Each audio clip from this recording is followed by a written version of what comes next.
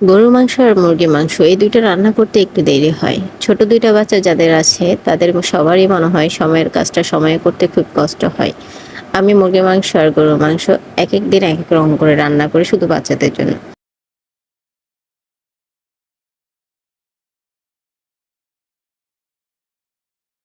এই ভিডিওটি আমার মামার বাড়িতে করা। আমি আমার মামার বাড়িতে এসেছিলাম। আমার মামা তখন অসুস্থ, উনাকে দেখার জন্য।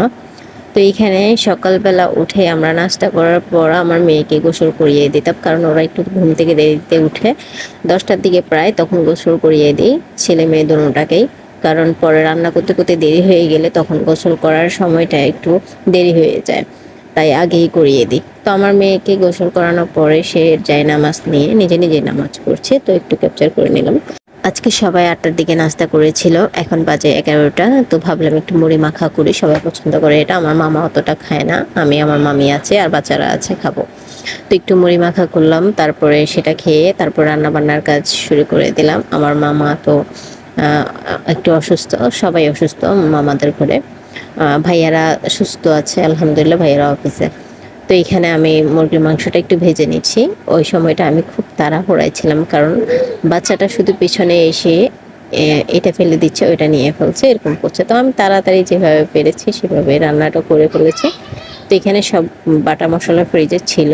কখনো কখনো খুব যত্ন করে সুন্দর করে রান্না করতে পারি, কখনো কখনো খুব তাড়াহুড়া করে কোনো রকম রান্না করে ফেলতে হয়। যেমন আজকে ছেলেটা বেশি বিরক্ত করছিল, তাই কোনো রকম রান্না করে ফেলা আর কি, সব মশলা একত্রে দিয়ে।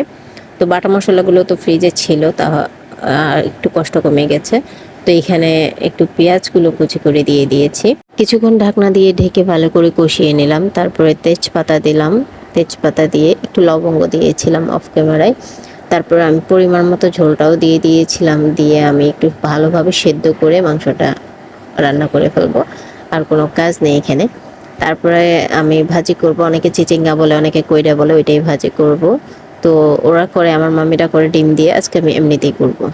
তো এই যে চিচিঙ্গা এটা ভাজি করার জন্য আমি এখানে তেল দিয়ে দিয়েছি কড়াই। তারপরে আমি পেঁয়াজ কুচি, রসুন কুচি আর পেঁয়াজ কুচিটা দিয়ে দেব। দিয়ে আমি একটু হলুদের গুঁড়ো আর হচ্ছে একটু মরিচের গুঁড়ো দেব আর লবণ দিয়ে, এভাবেই আমি ভাজিটা করি।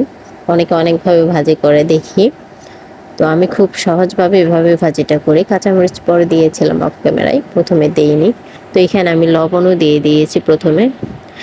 হলুদের পরিমাণটা একটু বাড়িয়ে দিয়েছি, কারণ সাদা সাদা থাকলে ভালো লাগে না।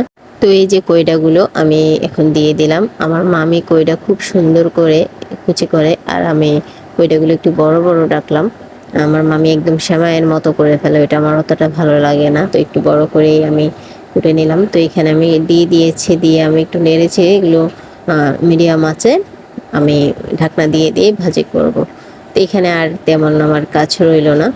তো যারা যারা ভিডিওটি এই পর্যন্ত দেখেছেন আজকে সবাইকে জাযাকাল্লাহ খায়ের, আর আমার মেয়ের জন্য বাচ্চাদের জন্য দোয়া করবেন। আজকের মতো এতটুকুই। আসসালামু আলাইকুম।